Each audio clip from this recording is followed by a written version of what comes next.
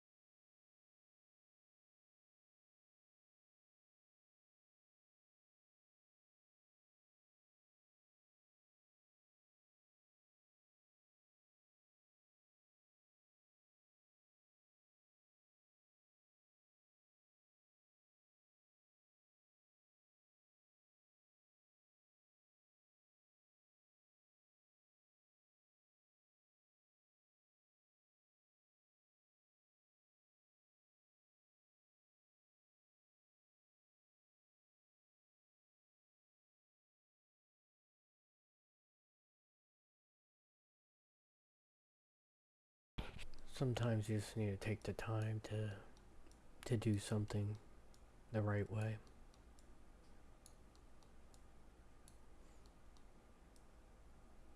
Even if it takes a little bit.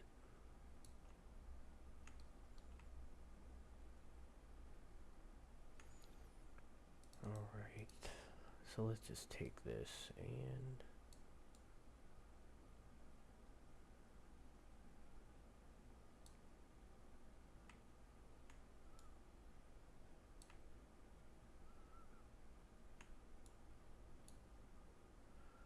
really I should turn the grid on, but in this case I'm winging it.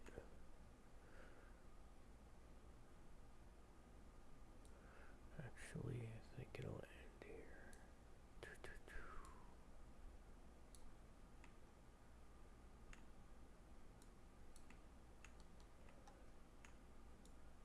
Well, you can tell I'm winging this whole thing, obviously. But literally, this is whenever I'm creating a design, this is how I end up doing stuff. Whenever I'm trying to edit the nice AI design and fix it up and change it and clean it and then adjust the contrast and everything else that you need to do. It's never the same process. Like what I end up doing is never the same. I can tell you that right now. That's why you'll see I'll use Control C or Control Z and Control Y a lot because it goes back and forth between just it moves one it it's undo and redo basically, so I'll keep looking back and forth between what I've done to see if it actually looks okay or not. Like this, it's okay. I might use it. I might make some more adjustments here though. I'm just thinking.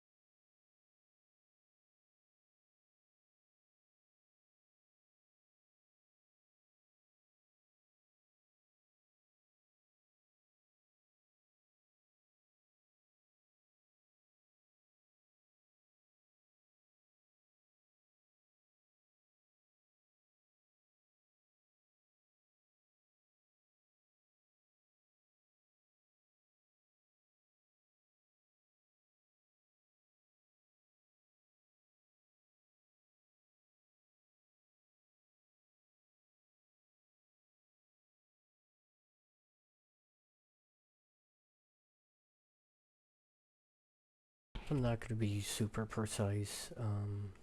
Whenever I'm doing a combination of AI and art editing,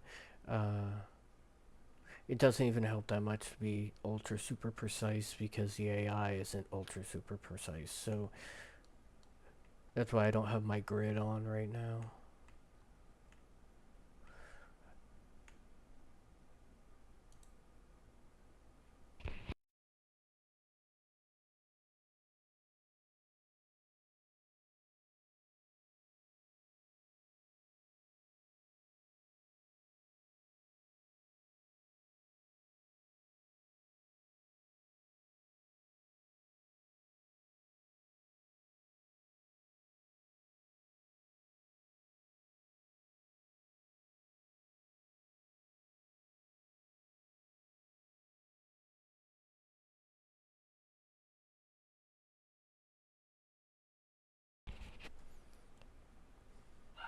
I just did an inverted bloom to add shading to the outside of this, to make it look like it fits a little bit better.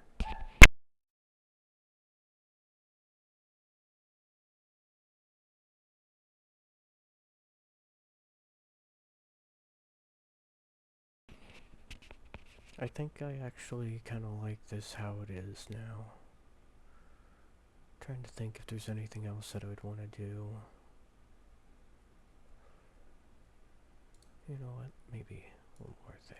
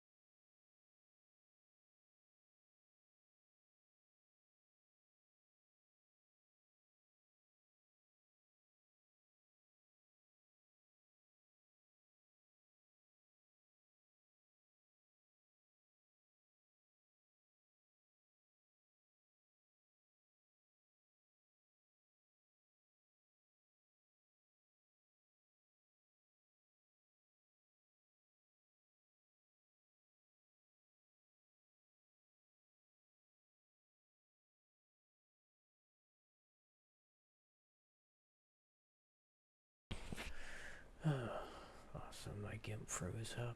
Oh, is it working or not?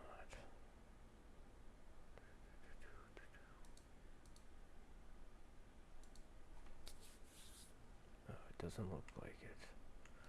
Maybe it is. Yeah, okay. Phew. I don't know what's going on there.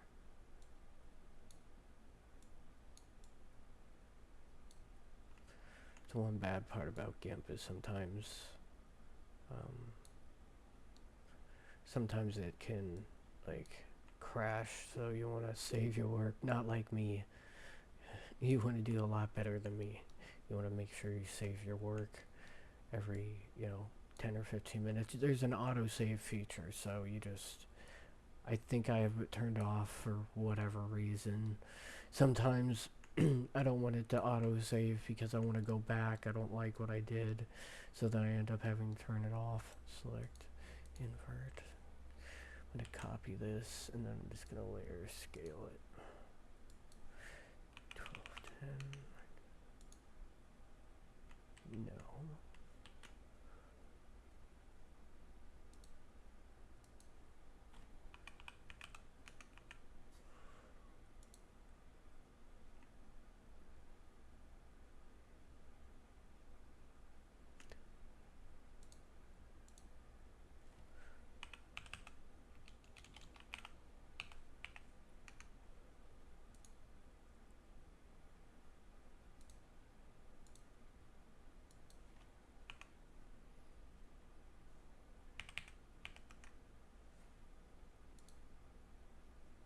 What?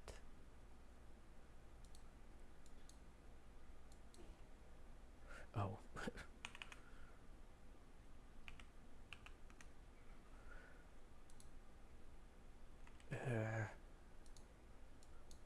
Must be perfect.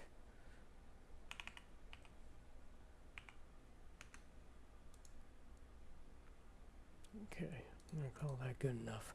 I'm just gonna come out here.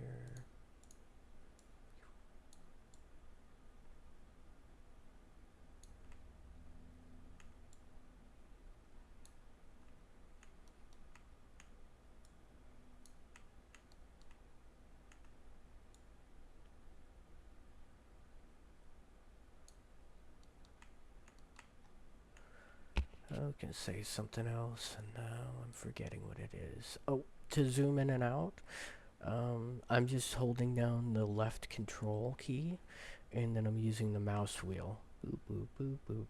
I do not recommend going and actually hitting the zoom out, wherever the hell it is. I don't even know where it is now. Either way, don't do it. Just, it's a bad habit. You don't wanna do that. Because it just makes things a lot more difficult.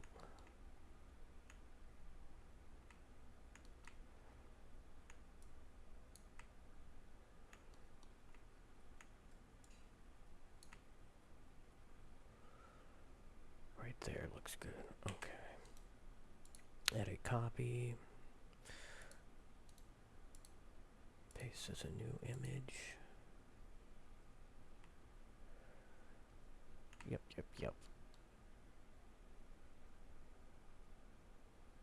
Okay.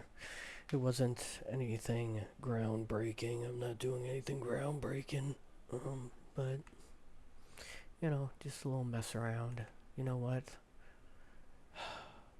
There's still one more thing I'm gonna have to do, because it's gonna drive me crazy.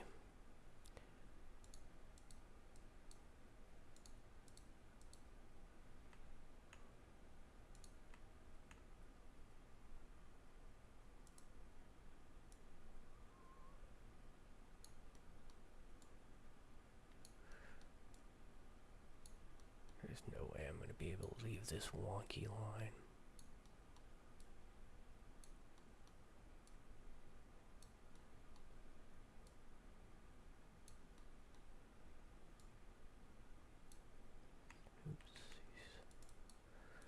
It doesn't have to be exactly perfect, just has to be close, because I'm also going to bring the black level down one after I do this to even out any areas that don't look exactly perfect. Oof. Okay.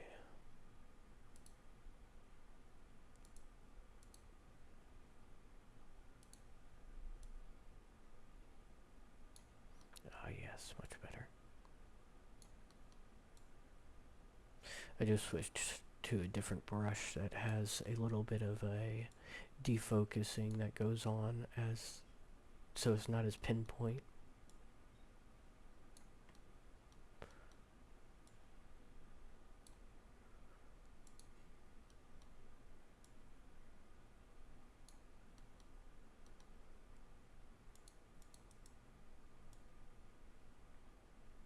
There we go.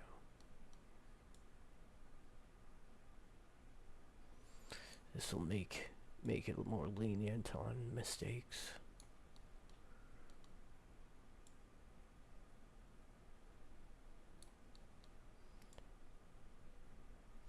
Sometimes it can be, it can be a big project to really make something look decent and add a little bit of something to it. Besides just using general AI image, there's a lot of problems with just using an AI image. There's a lot of issues with it. So depending on what medium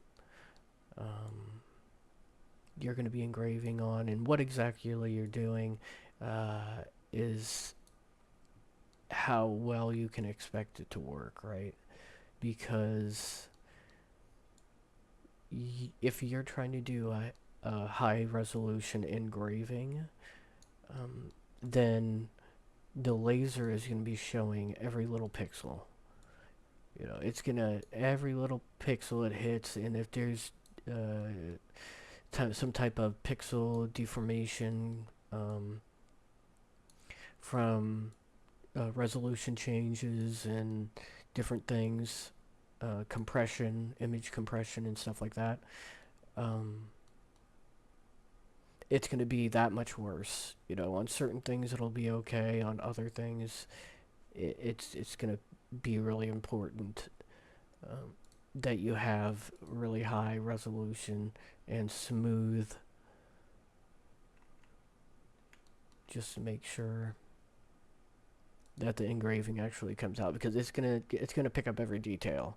It's gonna pick up the flaws, and it's gonna pick up everything that looks really nice and everything that looks really bad. It's going to pick up everything. If you're doing a 254 DPI engrave on a piece of wood, no, you're probably not. You probably don't need to zoom in and look for every little pixel and to see how smooth it looks, to make sure it's super smooth and good perfect fading like this, like what you see right here. Um, the shading is very clean shading. You don't need to worry about all that when you're using 212 or 254 DPI, especially on something like wood, because for a lot of different reasons, but either way, basically the way to look at it is like this: the higher the resolution, the higher the DPI that you're trying to use, the more it's gonna mark every little mistake, and it's gonna be clear. You're gonna be able to see the pixel deformation. You're gonna be able to see pixel compression when you're hitting 450 DPI on something aluminum painted black. You will see the pixel deformation in the engraving. I promise you. It's 100% a fact. I've tested it many times. Obviously, like I said, if you have lower DPI and you're engraving wood or something, you might not notice it. It'll still be there and cause some different issues when you go to dither the image. The dither dots won't go exactly where they're supposed to go all the time, and so there'll be some issues, but it won't be game ending. You'll be able to deal with it. It'll still be okay. But like this, I'm about to do this. I'll probably do this at 423 DPI or 450 DPI. Sorry for my dogs in the background. On a slate coaster right now. That's probably what I'm about to do. I'm going to make a couple of them for my friend for Christmas. And yeah, so now I'm going to go to the laser, and maybe I'll just go ahead and do a live stream of it engraving on the laser right now. Alright, talk to you guys soon. Thank you for watching, and please like and subscribe if you haven't already. Please check out our Patreon. I work really hard on my designs, and I could use all the support that I can get. So thank you very much.